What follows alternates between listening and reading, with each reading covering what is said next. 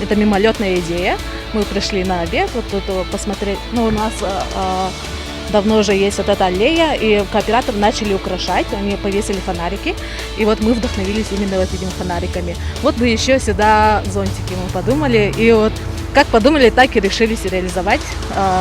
Начали искать спонсоров, единомышленников, и вот таким образом вышли на администрацию района. Вот глава нас поддержал и выделил средства очень оперативно. И вот как только появились деньги, мы начали, у нас легла ответственность, и мы начали искать партнеров, которые ставят нам зонтики, кутеры и все такое.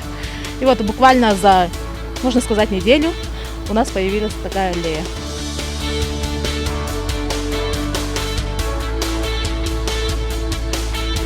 В будущем мы хотим сделать аллею еще длиннее, добавить зонтиков. Зимой здесь будут гирлянды, этим нам обеспечит кооператор.